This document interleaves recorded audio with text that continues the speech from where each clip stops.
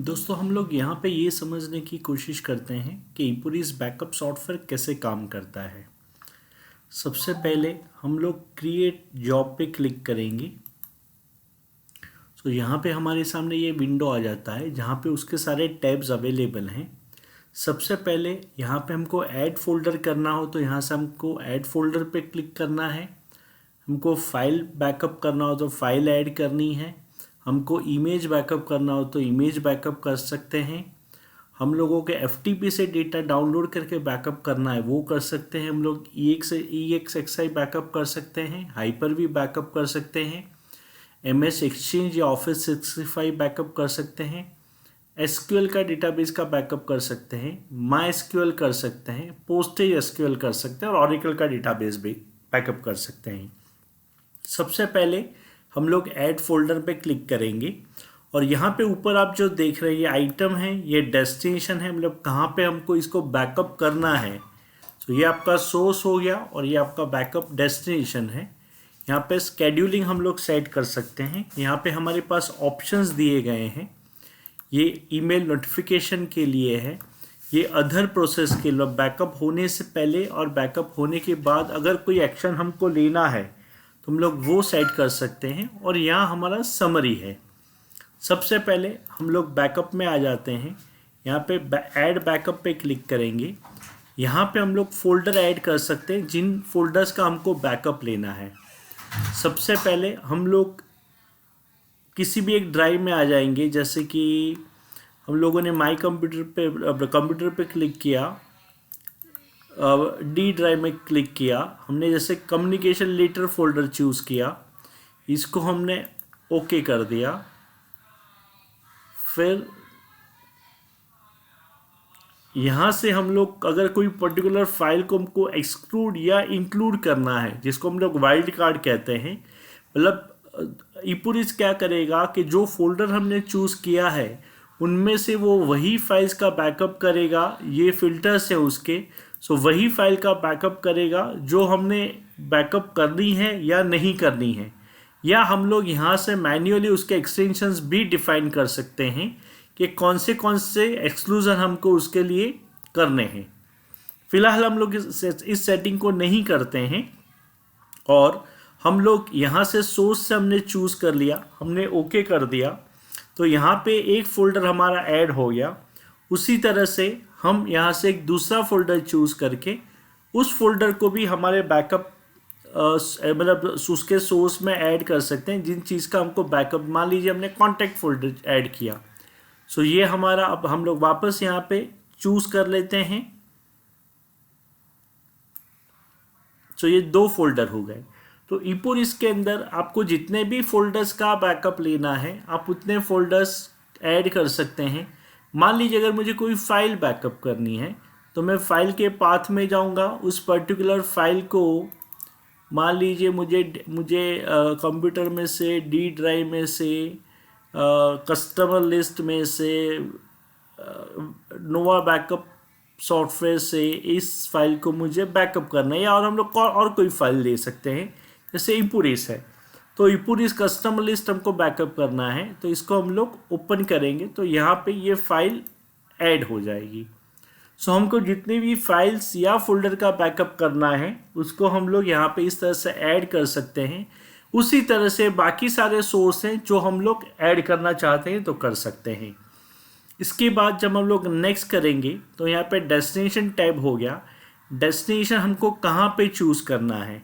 Destination किसी folder में हो सकता है, डेस्टिनेशन टेप ड्राइव हो सकता है, FTP लोकेशन हो सकता है, या फिर क्लाउड भी हो सकता है। हम लोग यहाँ से सबसे पहले हम लोग डेस्टिनेशन फोल्डर चूज़ करेंगे। हमारे पास एक फ़ोल्डर हमने बनाया हुआ है ई ड्राइव में, जिसमें हम लोग इसका डेस्टिनेशन चूज़ कर लेते हैं। हमने ई ड्राइव चूज़ कर लिया। ई ड्राइव में हमारे पास एक फ़ोल्डर है जिसका नाम है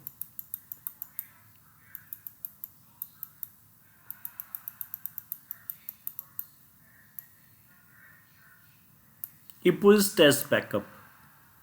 हमने इसको चूज़ कर लिया, ये हमारा डेस्टिनेशन हो गया। ठीक है। अभी जो भी बैकअप हो रहा है उसको हमको जिप फॉर्मेट में करना है, तो एक्टिव जिप कंप्रेशन हम लोग इनेबल कर सकते हैं। अगर नहीं भी करना चाहें तो कोई ज़रूरी नहीं है। अगर उस जिप फाइल को हमको पासवर्ड प्रोटेक्टेड करना है तो हम लोग यहाँ से उसका पासवर्ड भी सेट कर सकते हैं।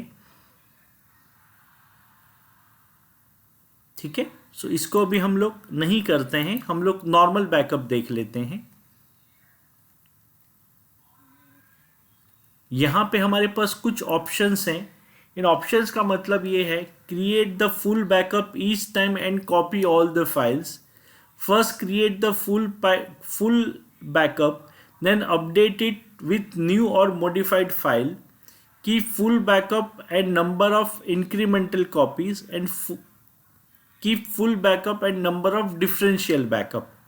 हम लोग यहाँ से फुल बैकअप चूज करते हैं एंड नंबर ऑफ कॉपीज में हम लोग 3 रखेंगे इसको।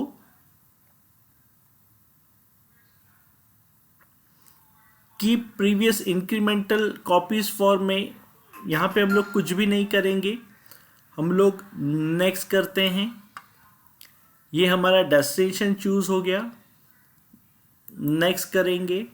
यहाँ पे हम लोग शेड्यूल सेट कर सकते हैं, बट फिलहाल हम लोग मैन्युअली रन करेंगे, नेक्स्ट करेंगे। ऑप्शनल में भी फिलहाल हम लोग कुछ नहीं करेंगे, नेक्स्ट करेंगे। नोटिफिकेशन भी हमको नहीं सेट करना है, नेक्स्ट करेंगे। अदर में भी कुछ नहीं करेंगे। ये हमारा टोटल समरी दिख जाएगा। यहाँ पे हम लोग बैकअप जॉब का नाम दे देते हैं टेस्ट, है ना। और यहाँ पे हम लोग डेस्टिनेशन टेस्ट 1 नाम दे देते हैं, और इसको डिस्क्रिप्शन, और डिस्क्रिप्शन भी टेस्ट 1 दे देते हैं, इसको ओके कर देते हैं। ठीक है। अब ये बैकअप जॉब हमारा रेडी हो गया है। हम लोग इसको राइट क्लिक करके रन बैकअप करते हैं, देखते हैं फिर इसका क्या रिजल्ट आता है। हमने बैकअप जॉब रन कर दिया है। ये बैकअप जॉब आपका प्रोसेस हो रहा है।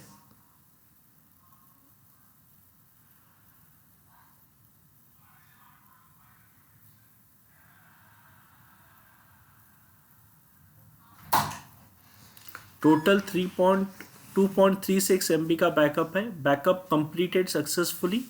इसको हम लोग ओके कर लेते हैं। हम लोग डेस्टिनेशन पे आ जाते हैं। डेस्टिनेशन पे देखते हैं क्या रिजल्ट दिखता है हमको। ये टेस्ट फुल नाम का हमने एक बैकअप जॉब बनाया था, डी ड्राइव सोर्स चूज़ किया था, उसमें हमने इतने फोल्डर चूज़ किए थे। ये हमको सारा डेटा जो हमने बैकअप लिया था वो हमको यहाँ पे दिख रहा है। अब हम लोग वापस यहाँ पे आ जाते हैं, और सबसे पहले हम लोग सोर्स में कुछ फाइल्स चेंज कर लेते हैं जो सोर्स हमने चूज़ किया है। पहले हम लोग देख लेते हैं हमने क्या क्या सोर्स चूज़ किया था। एक कम्युनिकेशन लेटर था। सो कम्युनिकेशन लेटर में अभी हम लोग एक फाइल बनाते हैं जिसका नाम रख देते हैं टेस्ट 1।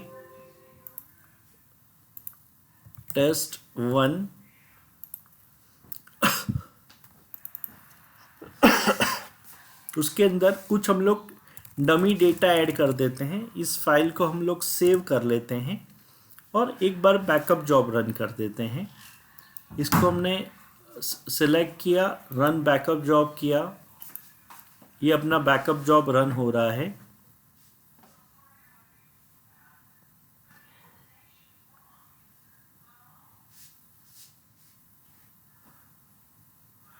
ये फिलहाल अभी प्रोसेस में है। इसने बैकअप जॉब कंप्लीट कर लिया है। अगर हम लोग लॉग देखना भी चाहें तो हम नंबर ऑफ फाइल्स प्रोसीड में, ये टोटल 2 फाइल इसने प्रोसीड की है, ये सारे उसके लॉग्स हम देख पा रहे हैं यहाँ पे। इसको हमको एक्सपोर्ट करना हो, प्रिंट करना हो, सर्च करना हो तो भी हम लोग कर सकते हैं। अब हम लोग डेस्टिनेशन पे इसका क्या रिजल्ट है वो देख लेते हैं। यहाँ पे टेस्ट 1 नाम का एक फोल्डर, दूसरा फोल्डर पहली बार जब रन किया था तो टेस्ट फुल था, दूसरी बार हमने रन किया तो टेस्ट 001 करके फोल्डर बन गया है। इसके डी ड्राइव में कम्युनिकेशन लेटर में एक ही फाइल दिख रहा है, जो यहाँ पे अवेलेबल है, और उसके पहले और एक फ़ाइल हमसे गलती से बन गया था, वो भी फाइल यहाँ पे अवेलेबल है।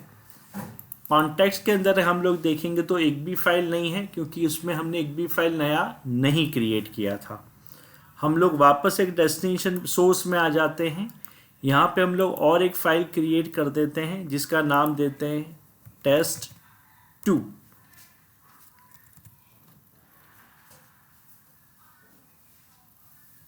test2 में अगेन हम लोग कुछ डमी डेटा डाल देते हैं, इस फाइल को सेव कर लेते हैं, बैकअप जॉब रन कर लेंगे। यहाँ पे आके टेस्ट को हम लोग रन कर देते हैं, ये हमने रन कर लिया।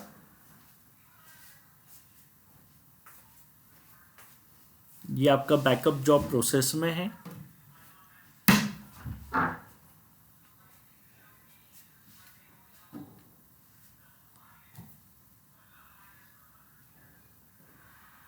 बैकअप जॉब सक्सेसफुल हो चुका है। हम लोग लॉग्स चेक कर लेते हैं। इसने 3 फाइल बैकअप की है। पहली बार 2 फाइल थी, एक फाइल हमने ऐड की है। यहाँ पे हम लोग डेस्टिनेशन में जाके चेक कर लेते हैं कि क्या रिज़ल्ट आया है। यहाँ पे test2 नाम का और एक फ़ोल्डर बन गया है। इसके अंदर डी ड्राइव में कॉन्टेक्स्ट में हमने एक भी नया फाइल ऐड नहीं किया था। कम्युनिकेशन लेटर में हमने 2 फाइल्स पहले की थी और एक नई फाइल test2 करके बनाई, वो भी बैकअप हो गई है। हम अब और एक फाइल को ऐड करते हैं test3 नाम की। सॉरी, मैंने गलती से फ़ोल्डर क्रिएट कर दिया, इसको हम लोग डिलीट कर देते हैं।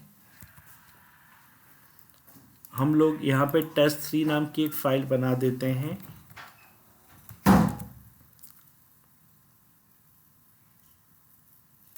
कुछ डमी डेटा हमने ऐड कर दिया, इस फाइल को हमने सेव कर लिया।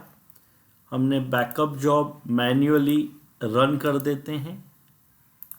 हमने बैकअप जॉब रन किया है, ये प्रोसेस में है।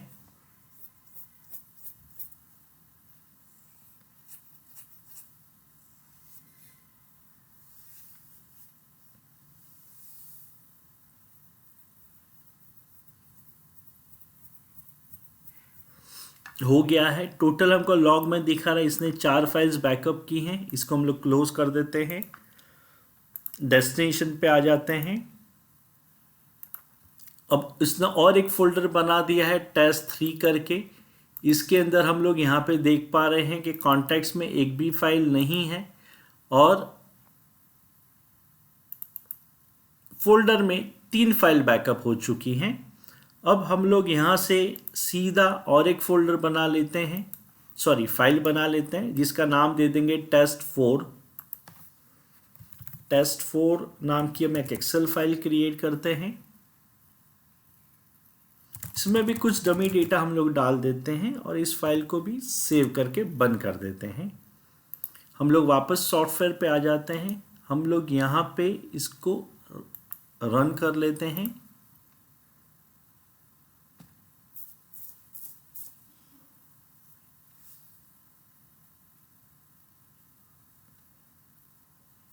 ये यहाँ पे दिखा रहा है इसने 5 फाइल्स बैकअप की हैं।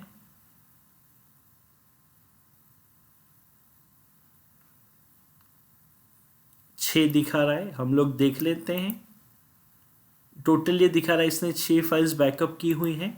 हम लोग डेस्टिनेशन में जाके देख लेते हैं इसमें क्या रिजल्ट में डिफरेंस दिख रहा है। यहाँ पे test4 नंबर का फोल्डर नहीं बना है। अब हम लोग testful में जाके देख लेते हैं क्या रिजल्ट आया है। कम्युनिकेशन लेटर में हमारी test1, 2, 3 एंड test4 ये 4 फाइल्स ओवरऑल ऐड हुई हैं और एक हमने गलती से फोल्डर बना दिया था न्यू नाम का, ये भी फोल्डर बैकअप हुआ है। सो ये एक तरह का आपका फुल बैकअप हो चुका है। सो 3 हमारे डिफरेंशियल बैकअप थे और एक फुल बैकअप है। अब हम लोग वापस सोर्स में चले जाते हैं और अब देखते हैं क्या नेक्स्ट एक्शन होगा। उस केस में अब हम लोग और एक फाइल ऐड कर देते हैं जिसका नाम दे देते हैं हम लोग टेस्ट फाइल। बट ये ऐड करने से पहले या डेटा राइट करने से पहले हम लोग अभी तक का पूरा समरी ले लेते हैं कि हमने क्या क्या किया और क्या रिजल्ट आया।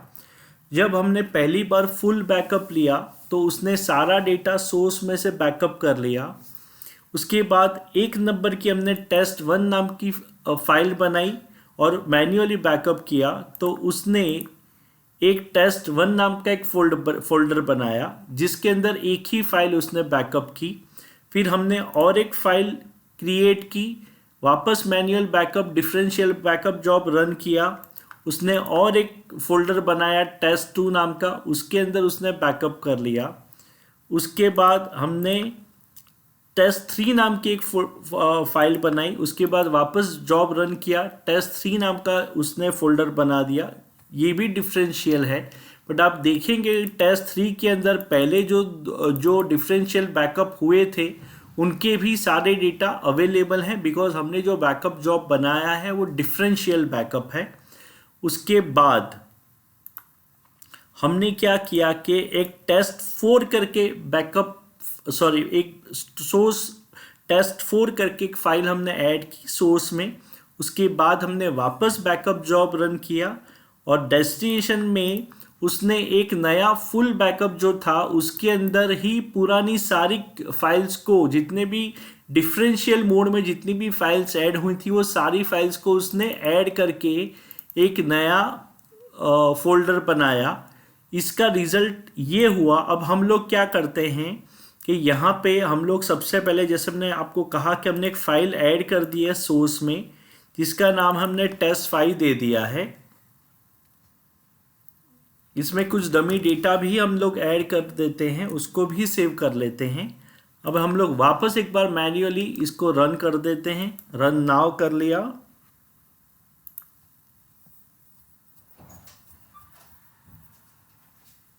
ये बैकअप जॉब हमारा रन हो रहा है।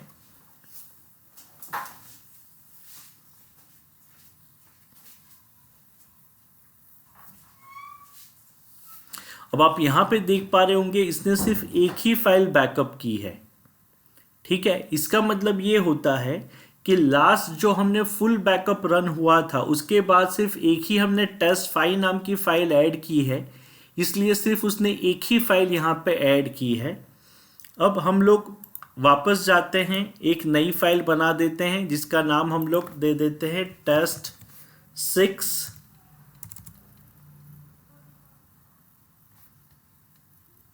उसमें भी कुछ डेटा ऐड कर देते हैं, इस फाइल को सेव कर लेते हैं। लेकिन उसके पहले हमने डेस्टिनेशन में फाइल नंबर की फाइल्स ऐड करने के बाद क्या रिजल्ट आया वो हम लोग एक बार देख लेते हैं।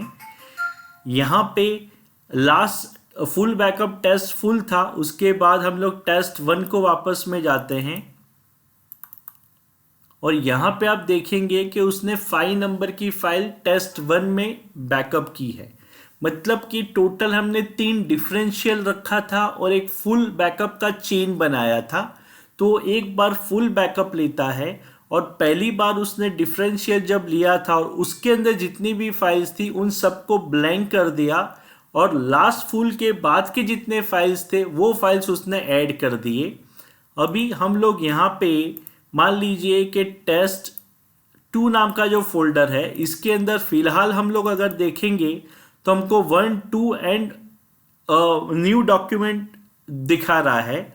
अब हम लोग एक test6 नाम का एक फाइल बनाते हैं जो हमने बना भी दिया है, इसको सेव कर देते हैं।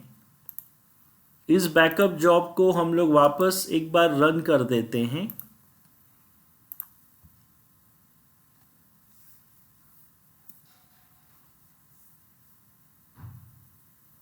ये प्रोसेस चल रहा है बैकअप का।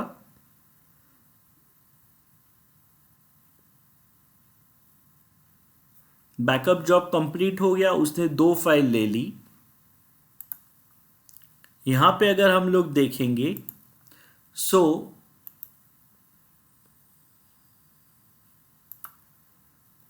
यहां पे 2 नंबर का फोल्डर जो है उसके अंदर 5 और 6 2 फाइल हमको दिख रही है। ओवरऑल इसमें ये देखा गया है कि एक फुल बैकअप और 3 डिफरेंशियल का हमने जो चेन बनाया है उसके अंदर एक बार फुल लेता है, फिर जो भी डेटा ऐड और मॉडिफाई होता है वो फर्स्ट वाले डिफरेंशियल में लेता है। उसके बाद हम लोग अगेन जो ऐड और मॉडिफाई करते हैं सेम सोर्स के डेटा में, सो दूसरे वाले फोल्डर में मतलब नेक्स्ट डिफरेंशियल में पहले वाले का और दूसरे वाले दोनों का डेटा ऐड करता है। उसी तरह से वो तीसरी बार भी वैसा ही एक्टिविटी करता है और उसके बाद वो फुल बैकअप लेता है। सो आई होप ये सॉफ्टवेयर आपको कैसे फंक्शन करता है वो प्राइमरीली समझ आ गया होगा। कुछ भी क्वेरी और डाउट हो तो आप हमसे कांटेक्ट कर सकते हैं। Thank you so much.